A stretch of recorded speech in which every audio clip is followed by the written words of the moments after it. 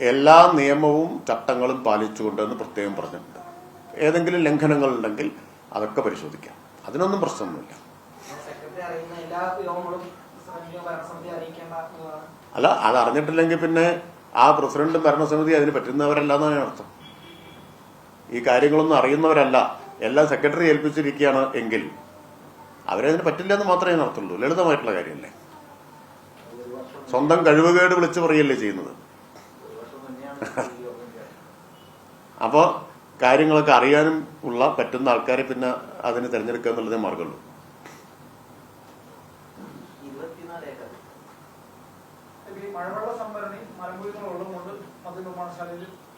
Spirit നിർമ്മാണശാല,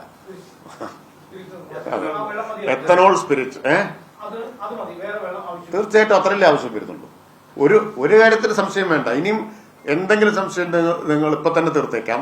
ഒരു തുള്ളി ഭൂഗർഭജലം എടുക്കുന്ന പ്രശ്നമില്ല. ഒരു തുള്ളി. അതിപ്പോ എക്സിക്യൂട്ടീവ് എഞ്ചിനീയർ കൊടുത്തിട്ടുണ്ടല്ലോ, മറുപടി കൊടുത്തിട്ടുണ്ടല്ലോ. ഞാനല്ലല്ലോ പറയേണ്ടത്. കൃഷിയും കുടിവെള്ളത്തിനും ഒരു പ്രശ്നവും വരില്ല എന്ന് മുഖ്യമന്ത്രിയും നിയമസഭയിൽ ഉറപ്പ് നൽകിയിട്ടുണ്ട്. സ്പിരിറ്റ് നിർമ്മാണശാല ഞാനിപ്പോ ഒരു കണക്ക് കൂടി പറയാം. ഒരു പത്രം ഒരു കണക്ക് കൊടുത്തിരുന്നല്ലോ. അതെ, ക്യൂബിക് മീറ്ററും ദശലക്ഷവും ഒക്കെ വെച്ചിട്ട് കണക്കുണ്ടായിരുന്നല്ലോ. അതാരോ ഒരാൾ സാമൂഹിക മാധ്യമത്തിൽ എഴുതി കണ്ടു. നമ്മള് 1 രൂപ ചെലവഴിച്ചു എന്ന് നമ്മൾ പറയും, ചിലർ 100 പൈസ ചെലവഴിച്ചു എന്നേ പറയൂ. അപ്പൊ 100ആണല്ലോ വലുത്. അപ്പൊ അതുപോലൊരു കണക്കൂടെ കൊടുത്തിരുന്നല്ലോ. യഥാർത്ഥത്തിൽ മലമ്പുഴയിലെ സംഭരണ ശേഷിയുടെ 0.0001% മാത്രമാണ് ഇതിലേക്ക് ആവശ്യമായിട്ട് വരുന്ന വെള്ളം, അല്ലെ?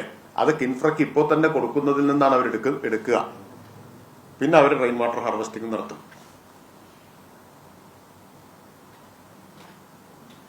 ഇതൊന്നും അടിസ്ഥാനമില്ലാത്ത കാര്യങ്ങളാണ്. അടിസ്ഥാന വസ്തുതയുടെ കണിക പോലും ഇല്ലാത്ത കാര്യങ്ങളാണ്. അതുകൊണ്ട് ഇപ്പൊ തന്നെ നിങ്ങൾ എല്ലാവരും പിന്തിരിഞ്ഞിട്ടുണ്ട്.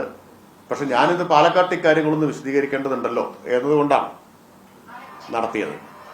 ഈ പ്രത്യേകിച്ച് വെള്ളത്തിന്റെ കാര്യം ഒരു വ്യക്തത വരുത്തേണ്ടതുണ്ട് എന്നതുകൊണ്ടാണ് നിങ്ങളെ കണ്ടത്. നിങ്ങൾക്കെല്ലാം കാര്യങ്ങൾ ബോധ്യപ്പെട്ടിട്ടുണ്ടെന്ന് എനിക്കറിയാം.